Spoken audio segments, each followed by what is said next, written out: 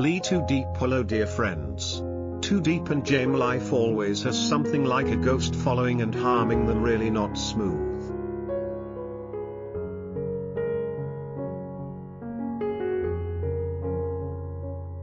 So what is that ghost? Today let's find out the truth the wind whispered through the empty corridors of the corporate headquarters.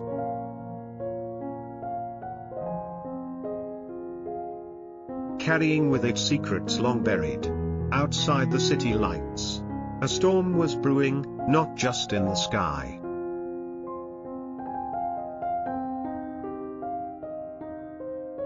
But deep within the hearts of those standing at the crossroads of loss and redemption. James, known for his control, precision,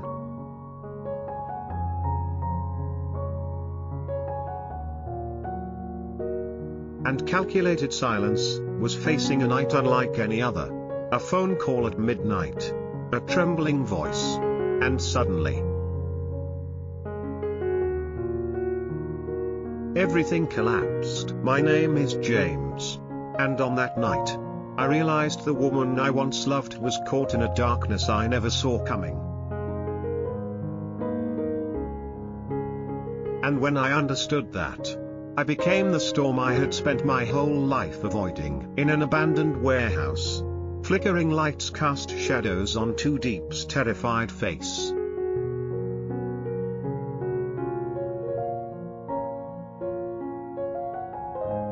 Fear gripped her chest like icy claws.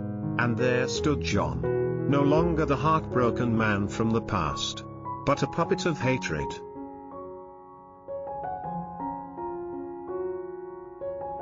Twisted into something unrecognizable. You think James will still love you after he learns you're the reason he's falling apart? John had changed. He was now a vessel of vengeance.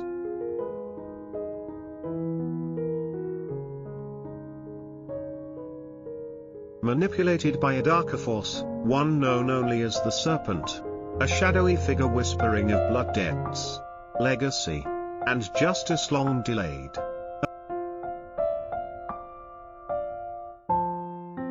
A vendetta rooted in the sins of James's father, who had stolen land from John's family during a brutal political cleansing decades ago. Back at the company headquarters, James stood in silence.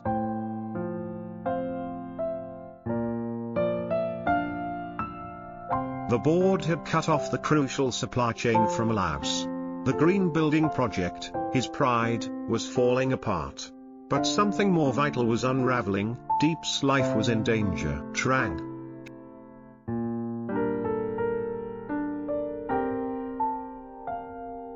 his loyal assistant, had just whispered something about sabotage. But his mind was elsewhere. Every message he received felt like a code.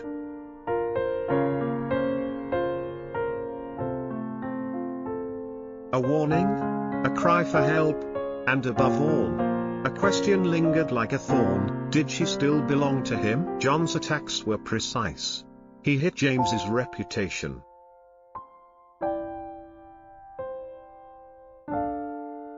Finances. And moral foundation. Investors panicked. Whispers of bankruptcy spread like wildfire. But James did not retreat. He felt another presence lurking, a betrayal deeper than corporate politics. Something old. Something personal. He dug through dusty archives, scanned forgotten land disputes, and uncovered a truth that shook him to the core. His father had seized land from a northern village, John's ancestral home.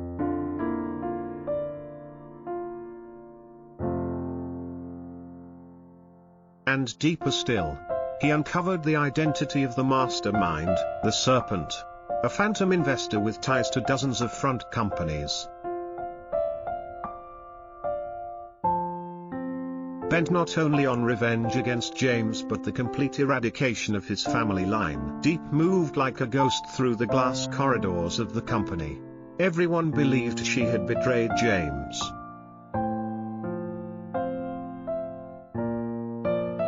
But only she and James knew the truth. Every time their eyes met across the hallway, It was like reaching for each other across a war zone. She longed to scream the truth.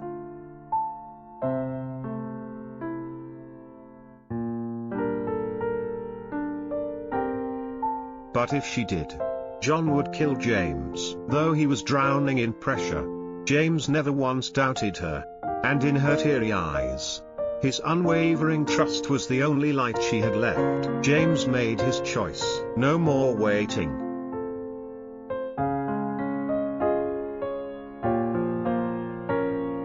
No more hiding. He stood before the board and confessed everything: the land theft, the cover-ups, his own failures. Then he turned to Deep and said, "I believe you. Even if the whole world walks away."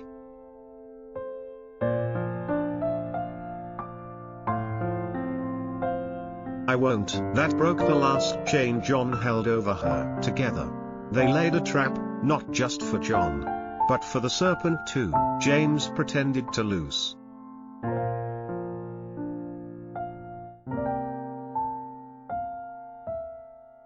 Deep re-entered the company like a ghost. She recorded voices, photographed documents, uncovered hidden accounts, transfers,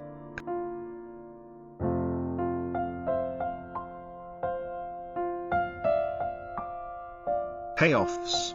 Slowly, she fed it all to James. And then, one night, John was waiting in the shadows. "Come with me," he growled, "or watch James burn." Deep didn't flinch.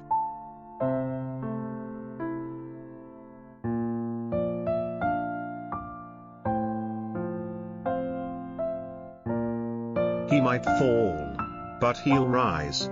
And I'll rise with him." At dawn, the real storm hit, not thunder, but data, evidence.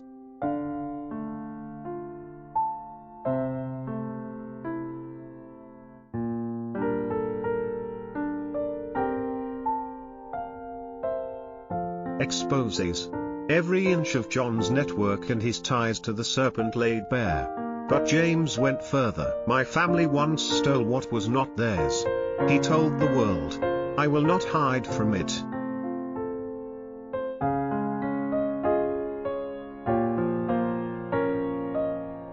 "But I will not let it destroy who we are now." John fled. The serpent abandoned him. He was arrested. And his empire crumbled. In the quiet aftermath,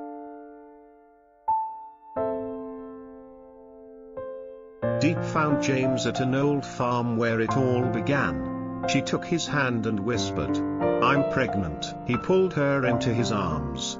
No more words were needed. They had survived. And now, they could live. Months passed.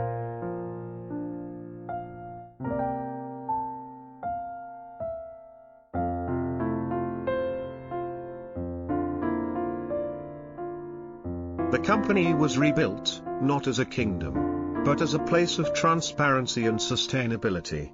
They married in a simple ceremony, under the sun and surrounded by fields and wind. One starlit night, Deep asked, "Do you think it's over?" James looked up. "No. Serpents don't disappear.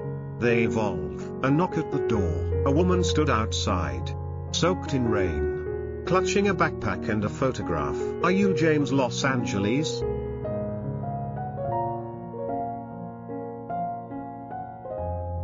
she asked, breathless. "I'm Lynn, your half-sister." Deep appeared behind James. Stunned, James looked at the photo. His father, a woman he didn't know, and a little girl.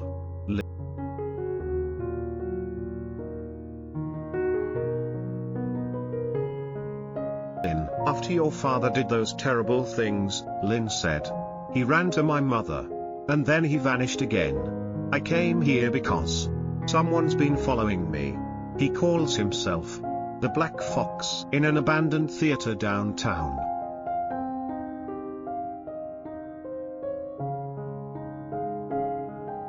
a man sat before a wall of glowing screens. He watched as Lynn hugged James at the door. He smiled. One starlit night, Deep curled up beside James.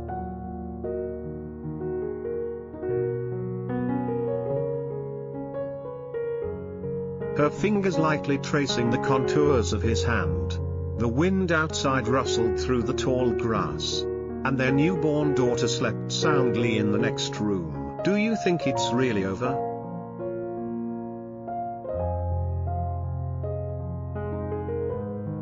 she whispered. The question fragile, hanging in the air like mist. James exhaled, his gaze fixed on the ceiling as if reading omens in the shadows. "No," he said quietly. "Serpents don't disappear.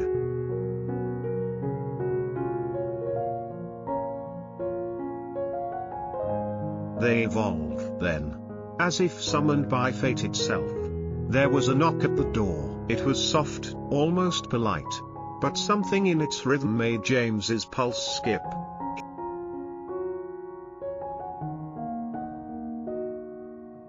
He opened the door slowly, cautiously, and there, standing in the rain, was a woman no older than 20, clutching a soaked backpack and a tattered photograph. "Are you James Los Angeles?" she asked. Her voice shaking, both frightened and desperate. "I am," he replied. "I'm Lynn," she said, her lips trembling. "Your half-sister. Your father. He was mine too.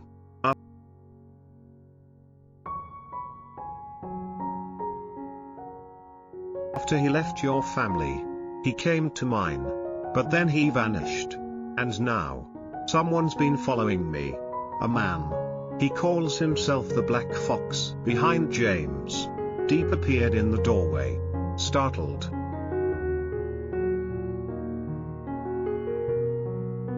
The name alone stirred unease in her chest. The photo Lynn held was old and worn, James's father. Arm around a woman neither of them recognized. A little girl clinging to his side. Lynn. James stepped aside without a word and welcomed her in. The warmth of the home contrasted starkly with the chaos that seemed to follow his bloodline. Lynn clutched the photograph tighter, her eyes darting to every window. That night, Deep couldn't sleep. She watched Lynn through the crack of the guest room door.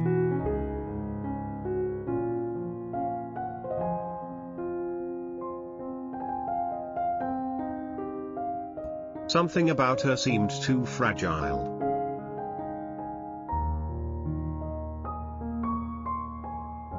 Too rehearsed. And that name, Black Fox, it echoed from a memory buried deep in the intelligence archives James once reviewed during the corporate sabotage case. The Serpent had never worked alone. Elsewhere, in an abandoned theater lit only by flickering projectors, a man sat in silence, sipping from a crystal glass. On the screen before him, footage of James opening the door to Lynn.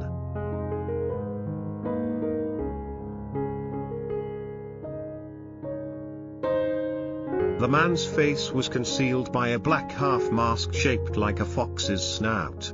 His gloved hand tapped rhythmically on the armrest. "Lynn did well," he murmured. Behind him, a map of interconnected names.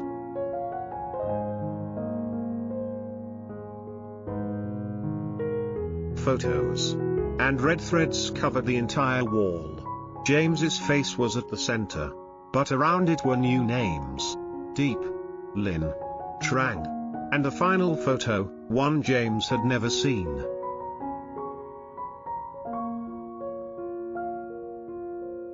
A child. His child. The Black Fox leaned forward, eyes gleaming. "You ended the Serpent," he whispered. "But I am the shadow behind the Serpent. What will the next story be?"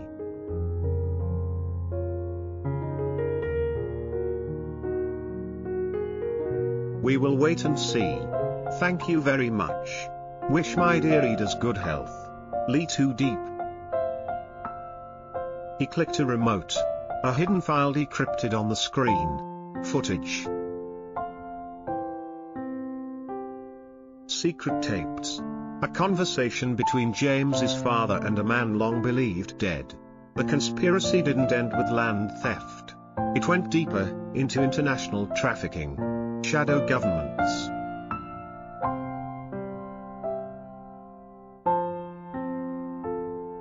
and blood deals written in silence. Back at the house, James awoke to the sound of shattering glass.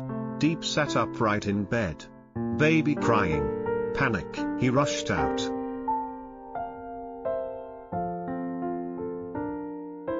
The guest room was empty, the window open, the wind cold, and on the bed, Lynn had left a note. Don't trust the fox. Don't trust me.